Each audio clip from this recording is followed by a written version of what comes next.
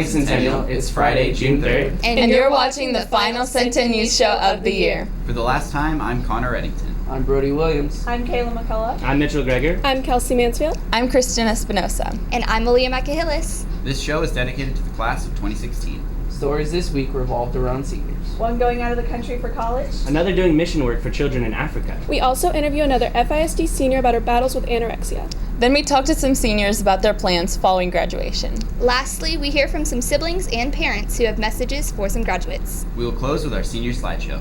Here at Centennial, many students are achieving their dreams through sports, academics, and music. One student in particular, Raven Combo, has decided to take her musical career dreams all the way to Australia as she looks to attend Hillsong College.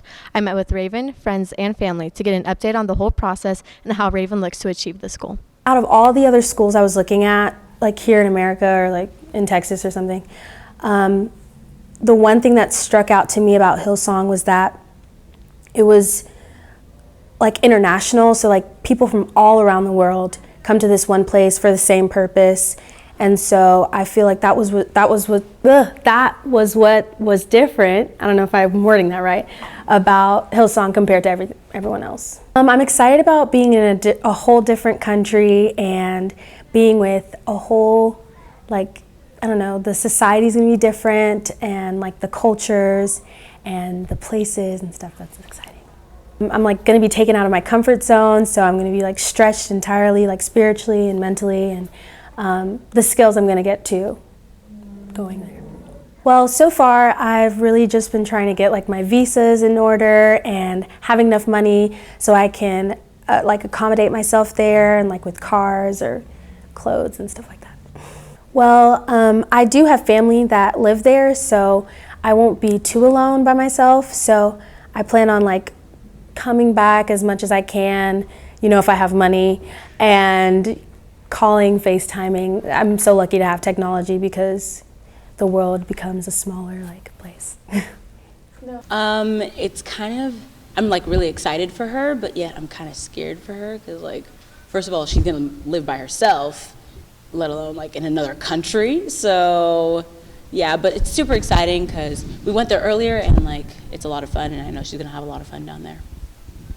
Haven't really helped her yet, nothing planned yet, but once like it's for sure gonna happen and like she's definitely gonna be down there, I'll be taking her car keys, and then I'll be keeping most of the stuff and then send her off with a few stuff. I mean, she can shop in Australia, that can happen, right? It's not cheap to fly back there and like here, so I think she'll mostly be coming back here, and then like during like my vacation time, like winter break or like maybe even summer, I don't know, I'll go down there and, you know, chill out, you know. I'm really excited for her because I know how much it means for her to like go away and to pursue like these dreams that she's had for so long, and although it's gonna be like really sad not having her here, I'm really excited for her. Just by encouraging her to like keep pursuing it, because a lot of times when you do stuff like this, you can have these doubts or just worries about it, and I think it's important just as her friend to encourage her to keep going and to pursue it no matter what. Honestly, I would love to go to Australia because I've never been and it looks awesome, but I don't know, it's probably really expensive. I don't know if I could do it, but anything for Raven, I'll go to Australia for her. This has been Emma Kemp with Cen10 News. Music is something people all around the world can love and appreciate. One senior is using her independent study and mentorship final product to bring instruments to people who may never learn how to play music otherwise. I will be sending 75 recorders, which is one per child, to Touch a Life. And that is because recorders don't break easily. They are really super easy to play and they're resilient. So none of the transportation is going to destroy them. I got started on this project because I had friends who had actually gone and visited the orphanage at Touch a Life, which is the organization I'm working with, and they have an arts center for art therapy for the kids, but they don't have anything music related, and since my ISM project is music related, I wanted to incorporate that with the charity. I initially got started by trying to just collect them, kind of like as a charity, if you have a recorder, bring it to me. But after making an announcement to all of my classes and after putting an announcement over the p.m. for the whole school, I got exactly 1 recorder, and I was still aiming for 75 even then. So I needed to do something bigger. So I actually contacted Williamson Music first and asked if they would be willing to donate anything to the project, and they gave me all 75. Touch a Life is an organization that originated with this woman who used to go to my church, Pam Cope, and she was visiting Ghana and found out that they would take children off their parents. They would essentially buy them and put them on a lake to work, and they had terrible hours. They pretty much didn't get paid, and they're slaves essentially. And so she was so touched by this that she actually went over there and started trying to either buy the slaves off of the lake or convince them to just hand them over, and it worked. And so now they have 75 kids who used to be slaves, and now they have a home and basically parents and people to look after them and food and everything that they need, and even an education. This cause is important to me because I'm really passionate about helping people, and after being on a couple of mission trips and really seeing the kind of world that we don't live in, the third world countries, it's completely different. And the idea that like some kids out there aren't ever going to have the chance to experience music the way I do, just I wanted to change that. So it's important to me because they're finding a new way to express their grief and any happiness or joy that they have in their lives, and they get to own something that's not just for survival. For the last time, this has been Kayla McCullough with Cen10 News. Eating disorders are common in high school students, though are rarely talked about. I talked to a high school student who recovered from an eating disorder, as well as professionals at recovery care facilities near Frisco. Eating disorders never have just one cause. They're a combination of biological, personal, social, and cultural aspects that all go into the development of an eating disorder. Social aspects that we have a lot of pressure to be thin, and then also there just might be medical aspects, but it's not going to be necessarily one thing that is going to develop an eating disorder. When diagnosed with an eating disorder, there are many different routes that one can take in the road to recovery. If somebody comes and says, I am struggling, starting out with seeing a therapist or an outpatient dietitian is absolutely helpful. High school students are under an insane amount of pressure, which is definitely a trigger for developing an eating disorder. To a high school student who recovered from an eating disorder to hear more about her journey. We changed her name in order to keep her identity anonymous. How did you develop your eating disorder? What initially led to it? I think it kind of started after my grandparents passed away and my sister was going through some stressful times, and it was just like a really hard time in my life. I think it became important to me because it gave me something to control, and it just felt like a stress outlet, kind of. What led you to finally seeking help? I didn't seek help. My parents forced me into treatment. And why did you feel the need to do that for your daughter? Because it became pretty clear it was not something that we as a family could handle on our own. It's not something that you can say, well, just eat. And we really needed some professionals to help us and guide us with the best way to handle this. I went to the Children's Hospital of Denver, the eating disorder unit. And that was better than any of the options nearby at the time? At the time, yes. It utilized the latest research and how to effectively treat eating disorders. It was very family-based. It's not a place that you could just drop your kid off. Parents had to take nutrition classes and family counseling and individual counseling. It was very multifaceted. Why do you think it was so important to reach out and get help?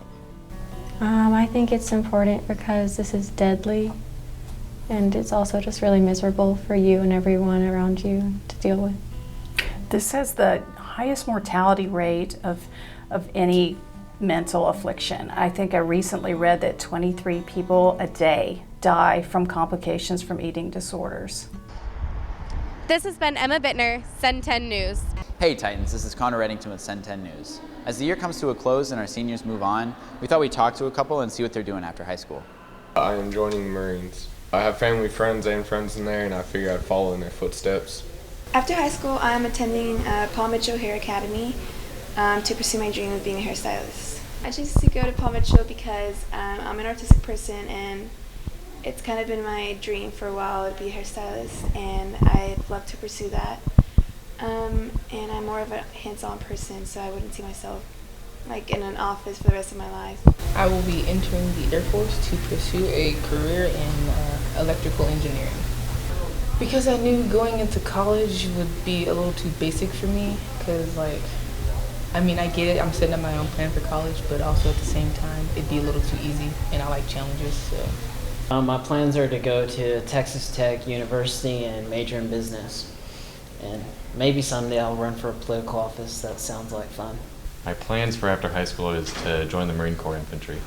I decided to join the Marines because high speed and intensity, because it sounded like fun. This has been Connor Reddington with Cen10 News. Bye, love playing with you this year, and have a great time at Mercer. Love you. Well, Allie, it's hard to believe that it's been 4 years. UNT is calling. We'll miss you around here. I definitely will. Good luck to UNT, and don't forget us. Love you. Bye. Bye, Alan. I hope you have fun in college. I love you, Katie. I'm gonna miss you, and I'm a little glad that you're leaving, I guess, because more room in the bathroom for me. But I love you, and I know you're gonna do great things. Hello, Ben. Thank you for letting me be a part of your high school life. I've so enjoyed it. We know that nothing is permanent except change, so while all good things must come to an end, the next experience awaits. You being here was a good thing for me. Now, Pook, go on to be a better thing. And don't forget this, you'll always have it. Do well. Hey Daniel, it's Caitlin. I just need you to know, the rest of the family will miss you when you go off to college, but I won't.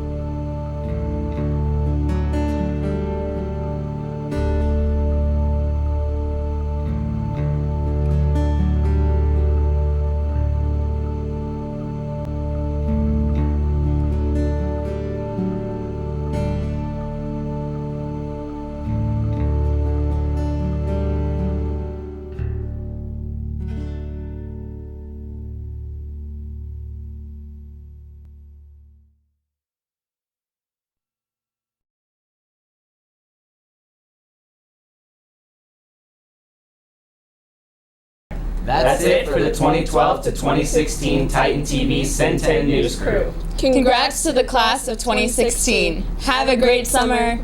Bye, guys. I mouth the words, y'all. I mouth